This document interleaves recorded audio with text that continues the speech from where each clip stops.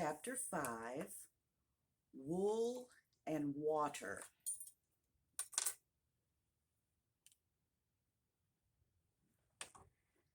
She caught the shawl, and she looked about for the owner. In another moment the White Queen came running wildly through the wood, with both arms stretched out wide as if she were flying, and Alice very civilly went to meet her with the shawl. "I'm very glad I happened to be in the way," Alice said as she helped her to put her shawl on again.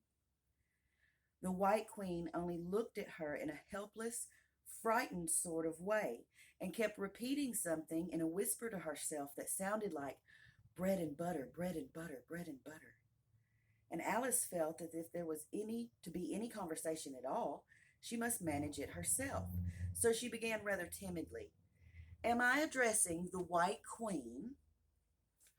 "Well, yes, if you call that addressing," the Queen said. "It isn't my notion of the thing at all." Alice thought it would never do to have an argument at the very beginning of their conversation, so she smiled and said, "If your Majesty will only tell me the right way to begin, I'll do it as well as I can." "But I don't want it done at all," groaned the poor Queen. "I've been addressing myself for the last 2 hours." It would have been all the better, as it seemed to Alice, if she had got someone else to dress her. She was so dreadfully untidy. "Every single thing is crooked," Alice thought to herself, "and she's all over pins. May I put your shawl straight for you?" she added aloud. "I don't know what's the matter with it," the Queen said in a melancholy voice. "It's out of temper, I think. I've pinned it here, and I've pinned it there, but there's no pleasing it." "Well, it can't go straight, you know, if you pin it all along one side," Alice said, as she gently put a pin in right for her. "And dear me, what a state your hair is in!" "The brush has gotten entangled in it," the Queen said with a sigh, "and I lost the comb yesterday." Alice carefully released the brush and did her best to get the hair into order. "Come, you look rather better now," she said, after altering most of the pins. "But really, you should have a lady's maid."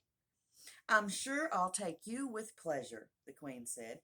"Tuppence a week and jam every other day." Alice couldn't help laughing. She said, "I don't want you to hire me, and I don't care for jam." "It's very good jam," said the Queen. "Well, I don't want any today, at any rate." "Well, you couldn't have it if you did want it," said the Queen. "The rule is jam tomorrow and jam yesterday, but never jam today." "Well, it must come sometimes to jam today," Alice objected. "No, it can't," said the Queen. "It's jam every other day. Today isn't an other day, you know." "I don't understand you," said Alice. "It's dreadfully confusing." "That's the effect of living backwards," the Queen said kindly. "It always makes one a little giddy at first." "Living backwards?" Alice repeated in great astonishment. "I never heard of such a thing. But there's one great advantage in it, and that's one's memory works in both ways." "I'm sure mine only works one way," Alice remarked. "I can't remember things before they happen." "Well, that's a poor sort of memory that only works backwards," the Queen remarked. "And what sort of things do you remember best?" Alice ventured to ask. "Oh, things that happened the week after next," the Queen replied in a careless tone. "For instance," she went on, sticking a large piece of plaster on her finger as she spoke, "there's the King's messenger. He's in prison now, being punished, and the trial doesn't even begin until next Wednesday, and of course the crime comes last of all." "Well, suppose he never commits the crime," said Alice. "Well, that would be all the better, wouldn't it?" the Queen said, as she bound the plaster around her finger with a bit of ribbon. Alice felt that there was no denying that. Of course it would be all the better," she said, "but it wouldn't be all the better his being punished." "You're wrong there, at any rate," said the Queen. "Were you ever punished?" "Only for faults," said Alice. "And you were all the better for it, I know," the Queen said triumphantly. Well, yes, but then I had done the things that I was being punished for, said Alice. That makes all the difference. But if you hadn't done them, the queen said, that would have been better still. Better and better and better. Her voice went higher and higher with each better, till it got quite to a squeak at last. Alice was just beginning to say, there's a mistake somewhere, when the queen began screaming so loud that she had to leave the sentence unfinished. Oh, oh, she shouted, shaking her head about as if she wanted to shake it off. My finger's bleeding. Oh, oh, oh. Her screams were so exactly like the whine of a steam engine that Alice had to hold both of her hands over her ears. What is the matter? She said, as soon as there was a chance of making herself heard. Have you pricked your finger? I haven't pricked it yet, the queen said, but I soon shall. Oh, oh, oh. What do you expect to do it? Alice asked, feeling very much inclined to laugh. When I fasten my shawl again, the poor queen groaned. The brooch will come undone directly. Oh, oh, she said. And as she said those words, the brooch flew open, and the queen clutched at it wildly and tried to clasp it again. Take care, cried Alice. You're holding it all crooked. And she caught at the brooch, but it was too late. The pin had slipped, and the queen had pricked her finger. See, that accounts for the bleeding, she said to Alice with a smile. Now you understand the way things happen here. But why don't you scream now? Alice asked, holding her hands ready to put over her ears again. Why, I've done all the screaming already, said the queen. What would be the good of having it all over again? By this time it was getting light. The crow must have flown away, I think, said Alice. I'm so glad it's gone. I thought that the night was coming on. I wish I could manage to be glad, said the queen. Only I never can remember the rule. You must be very happy living in this wood and being very glad whenever you like. Only it is so very lonely here, Alice said in a melancholy voice, and at the thought of her loneliness, two large tears came rolling down her cheeks. Oh, don't go on like that, cried the poor queen, wringing her hands in despair. Consider what a great girl you are. Consider what a long way you've come today. Consider what o'clock it is. Consider anything, only don't cry. Alice couldn't help not laughing at this, even in the midst of her tears. Can you keep from crying by considering things? She asked. Well, that's the way that it's done, the queen said with great decision. Nobody can do two things at once, you know. Let's consider your age to begin with. How old are you? I'm 7.5 exactly. You needn't have said exactly, the queen remarked. I can believe it without that. Now I'll give you something to believe. I'm just 101 5 months and a day. I can't believe that, said Alice. Can't you? The queen said in a pitying tone. Try again. Take a long breath and shut your eyes. Alice laughed. There's no use trying, she said. One can't believe impossible things. I dare say you haven't much practice, said the queen. When I was your age, I did it for half an hour every day. Why, sometimes I believed as many as 6 impossible things before breakfast. There goes that shawl again. The brooch had come undone as she spoke, and a sudden gust of wind had blown the queen's shawl across the little brook. The queen spread out her arms again and went flying after it, and this time she succeeded in catching it for herself. I've got it, she cried in a triumphant tone. Now you shall see me pin it on again all by myself. Then I hope your finger is better now, Alice said very politely, as she crossed the little brook after the queen. Oh, much better, cried the queen, her voice rising to a squeak as she went on. Much better, better, better. The last word ended in a long bleat, so like a sheep that Alice quite started. She looked at the queen, who seemed to have suddenly wrapped herself up in wool. Alice rubbed her eyes and looked again. She couldn't make out what had happened at all. Was she in a shop? And was it really a sheep that was sitting on the other side of the counter? Rub as she could make nothing more of it. She was in a little dark shop, leaning with her elbows on the counter, and opposite to her was an old sheep, sitting in an armchair, knitting, and every now and then leaving off to look at her through a great pair of spectacles. What is it you want to buy? The sheep said at last, looking up for a moment from her knitting. Well, I don't quite know yet, Alice said very gently. I should like to look around at first, if I might. You can look at all in front of you and on both sides if you like, said the sheep, but you can't look all around you unless you've got eyes at the back of your head. But these, as it happened, Alice had not got, so she contented herself with turning around and looking at the shelves that she came to. The shop seemed to be full of all manner of curious things. But the oddest part of it was, whatever she looked at hard on any shelf to make out exactly what it was, that particular shelf was always quite empty, though the others round it were crowded as full as they could hold. The things flow about so here, she said, in a plaintive tone, after she had spent a minute or so in vainly pursuing a large bright thing that sometimes looked like a doll and sometimes like a workbox, and was always in the shelf next above the one she was looking at. And this one is the most provoking of all, but I'll tell you what, she added, as a sudden thought struck her, I'll follow it up to the very top shelf of all. It'll puzzle it to go through the ceiling, I expect. But even this plan failed. The thing went through the ceiling as quietly as possible, as if it were quite used to it. Are you a child or a teetotum? The sheep said as she took up another pair of needles. You'll make me giddy soon if you go on turning round like that.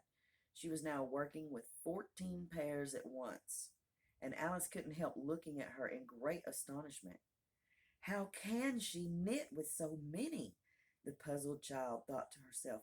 She gets more and more like a porcupine every minute. Can you row? The sheep asked, handing her a pair of knitting needles. Well, yes, a little, but not on land and not with needles, Alice was beginning to say, when suddenly the needles turned into oars in her hands, and she found they were in a little boat gliding along between the banks. So there was nothing for it but for her to do her best. Feather, cried the sheep as she took up another pair of needles.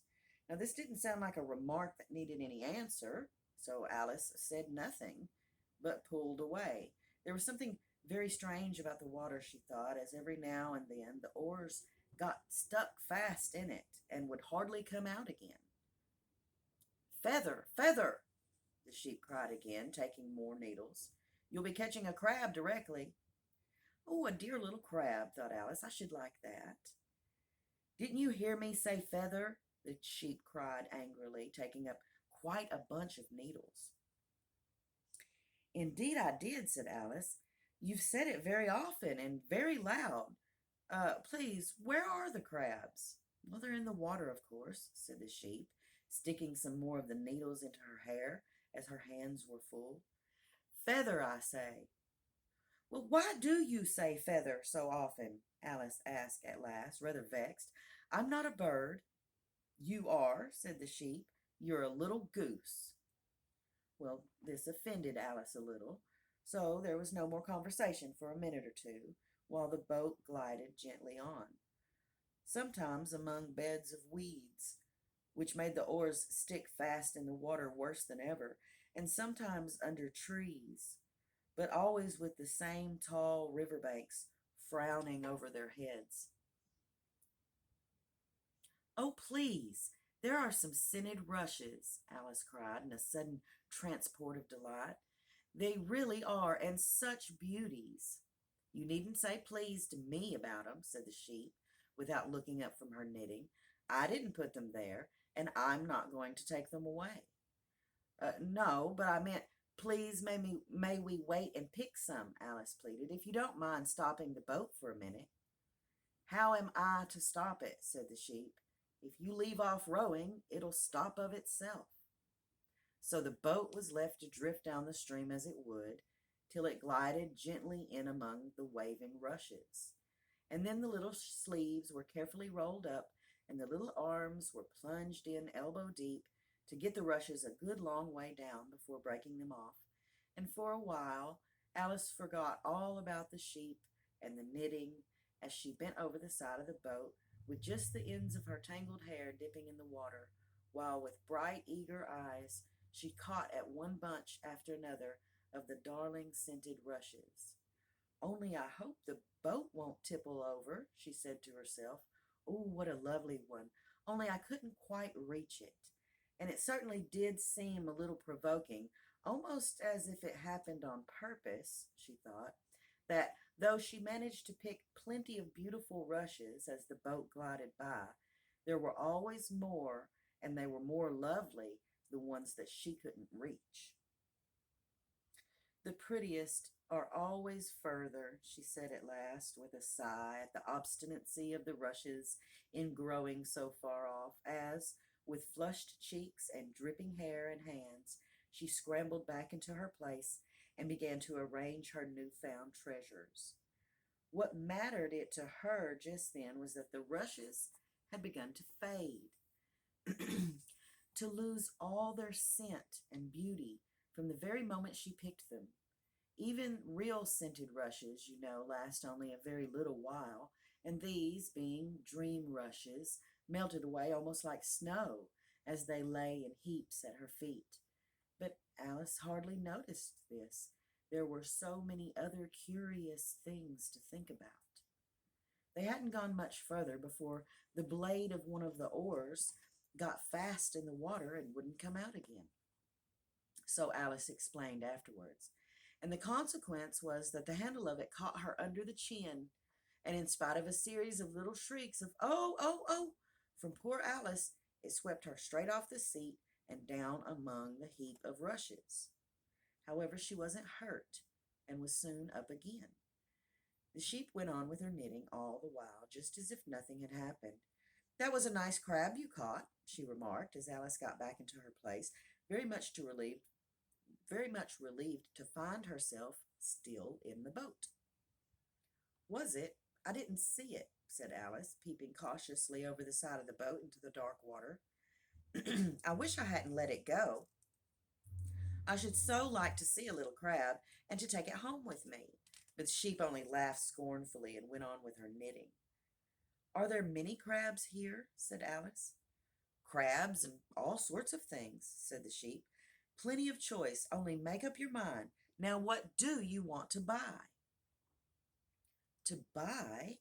Alice echoed in a tone that was half astonished and half frightened, for the oars and the boat and the river had vanished all in a moment, and she was back again in the little dark shop. "I should like to buy an egg, please," she said timidly. "How do you sell them?"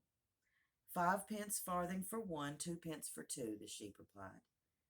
"Then two are cheaper than one?" Alice said in a surprised tone, taking out her purse. "Only you must eat them both if you buy two," said the sheep. "Then I'll have one, please," said Alice, as she put the money down on the counter, for she thought to herself, "They mightn't be all that nice." The sheep took the money, put it away in a box. Then she said, "I never put things into people's hands. That would never do. You must get it for yourself." And so saying, she went off to the other end of the shop and set the egg upright on a shelf. "I wonder why it wouldn't do," thought Alice, as she groped her way among the tables and chairs, for the shop was very dark towards the end. The egg seemed to get further away the more she walked towards it. "Let me see, is this a chair?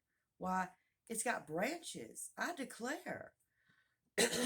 How very odd to find trees growing here. And actually, here's a little brook. Well, this is the very queerest shop I ever saw." So she went on, wondering more and more at every step. Excuse me. And everything turned into a tree the moment she came to it, and she quite expected the egg to do the same.